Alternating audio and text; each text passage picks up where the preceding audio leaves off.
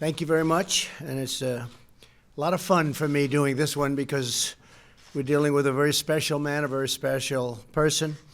Today it's my pleasure to announce my choice for the next president of the World Bank, Mr. David Malpass. And I've known David for a long time, very extraordinary man. With us today are David's wife, Adele, as well as his 3 children, Robert, Emily, Julia. And I want to thank you all for being here, and I want to congratulate you all. Thank you. Thank you very much.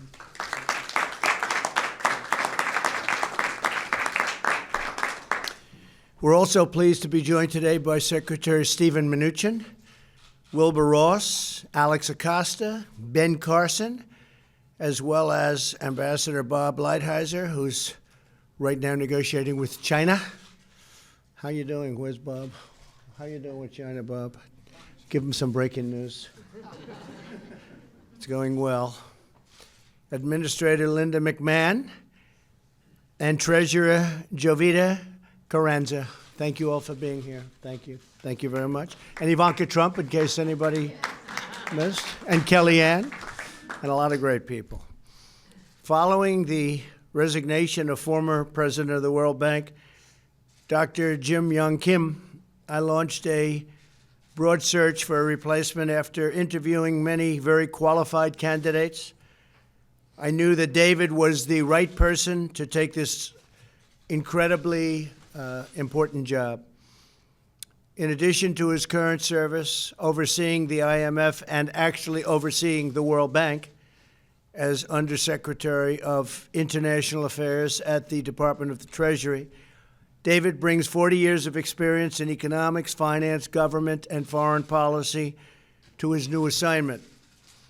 After receiving a degree in international economics from Georgetown University's prestigious School of Foreign Service, David served as Deputy Assistant Secretary of the Treasury under President Ronald Reagan and Deputy Assistant Secretary of State under President George H.W.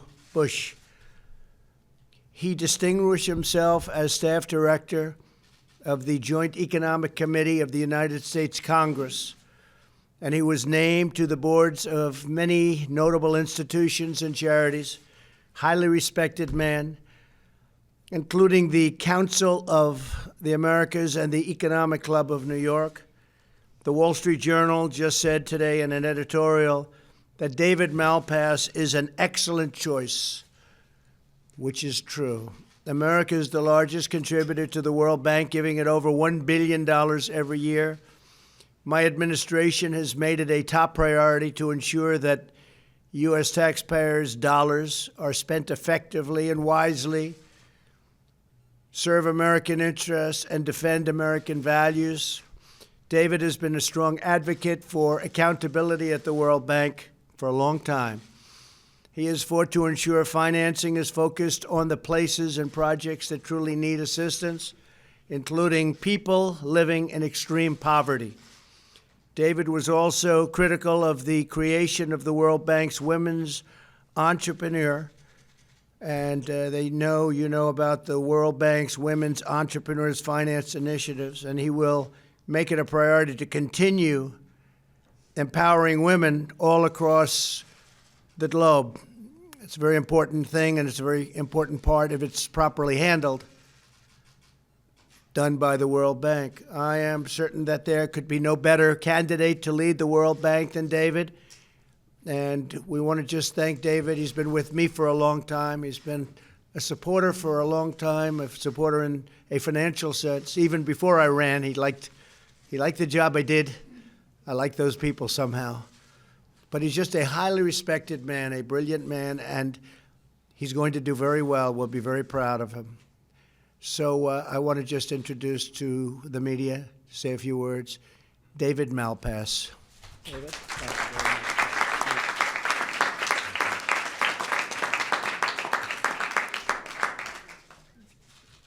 much. Thank you so very much, President Trump, for your confidence in selecting me to lead the World Bank, the world's premier development institution. It's an incredible honor. I'd like to also thank my family that's here today, Adele and my terrific children. I'd like to acknowledge all my friends and colleagues here. Everyone, please, and especially Secretary Mnuchin, Larry Kudlow, and Ivanka Trump. Working with Secretary Mnuchin at Treasury, I'm proud to say that under your administration, Mr. President, we negotiated a major capital increase and reform package for the World Bank. With shareholders and dedicated staff, there's a great opportunity now to implement these constructive reforms that will lead to faster growth and greater prosperity. I want to also note that a key goal will be to ensure that women achieve full participation in developing economies. I know Ivanka has been a strong leader on women's economic empowerment, and I look forward to continuing our work together on her Women's Global Development and Prosperity Initiative. Mr. President, I'm very optimistic that we can achieve breakthroughs to create growth abroad that will help us combat extreme poverty and increase economic opportunities in the developing world. Thank you again, Mr. President, for this great honor. Thank you very much.